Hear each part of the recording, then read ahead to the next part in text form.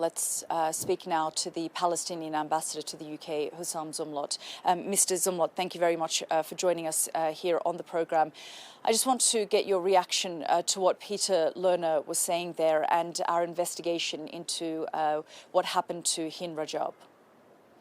I wish, Yalda, you didn't have to waste your breath with an Israeli military spokesman to really get any sort of admission from them of any wrongdoing. And this is not just about Hind Rajab and her family and that horrific story, that evil that has been really inflicted on them that shocked the world. But this is chronic. This is not just even the last 365 days. This is the last 76 years. That's more than 28,000 days.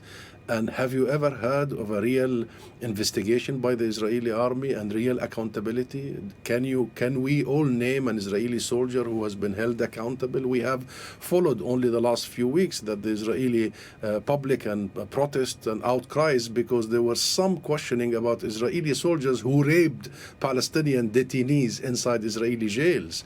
And there was a discussion in the Knesset. Can you imagine in the Knesset, in the Israeli parliament, is it legitimate to rape Palestinian prisoners? I mean, so you're wasting your breath. However, what is very important right now is what you have done through this investigation to establish the facts, because unfortunately Israel has denied you, the Sky and all international mainstream media, any access to the occupied territory, to Gaza particularly, because they want to do it in the dark, because they don't want you to document it. So let me commend the fact that you have invested in this and investigated this and came up with these proofs and worked with international institutions to present these satellite images so the world knows that the propaganda machine is really what is at stake here right now. And what beggars belief here, Yalda, if you allow me, what really beggars belief is when you hear London or Washington, after any atrocity,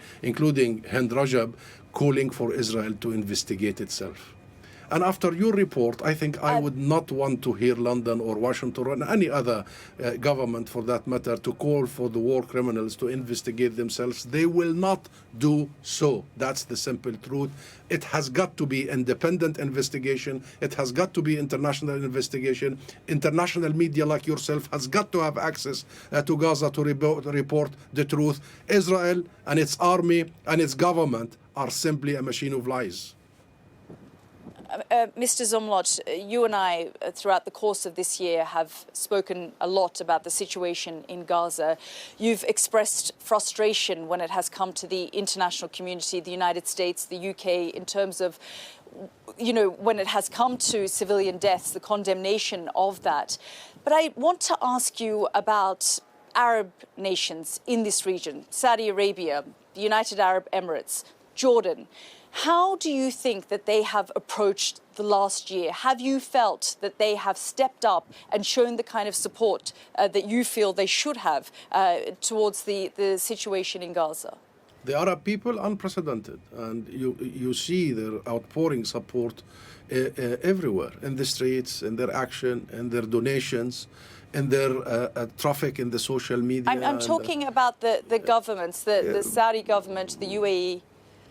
Well, it varies, but we have first the neighboring countries, Egypt, Jordan, and their position is very clear, and they have made absolutely bluntly clear that this cannot continue, and they are identical in our position. As for the Gulf, the big brother of the Gulf is Saudi Arabia, and you've heard Crown Prince Mohammed bin Salman only a couple of weeks ago, and you may have read an article by the Saudi foreign minister in the Financial Times only a couple of days ago, saying that it is all about a Palestinian state. Without establishing a Palestinian state, Israel will never be normalized in the region, and Saudi Arabia will not normalize relations. And now the Arab world is... Do you genuinely believe that?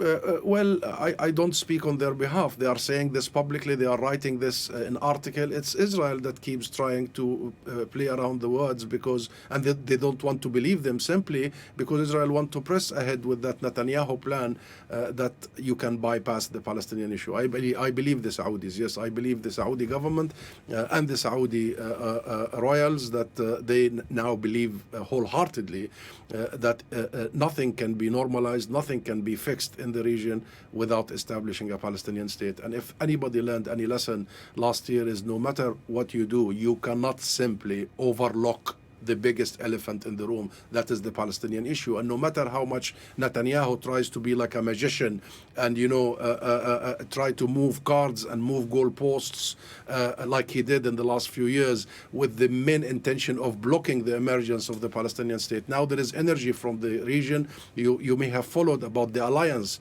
announced by Saudi Arabia, by the way, an alliance for establishing a Palestinian state, an alliance that will go and encourage countries like the UK and the US to recognize the state of Palestine, an alliance that will go to the UN to admit Palestine as a full member state, an alliance that will go into an international peace conference to implement international resolutions rather than negotiate them, and an alliance that will provide assurances and guarantees security, economic and political and what have you to all sides, including Israel. So yes, we see energy to try and take us into a different path than where Netanyahu wants to take us. And think about it, Yalda, what Israel has achieved.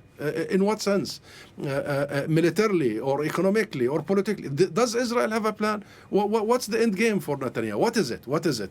I tell you, if it's security experts, real experts, will tell you that they have created a huge, humongous security issue for Israel. And if it's really about being part of the region, my God, you really want to bomb your existence in the region, bombing all regional cities, Beirut, Gaza, Iraq, Yemen, and what have you.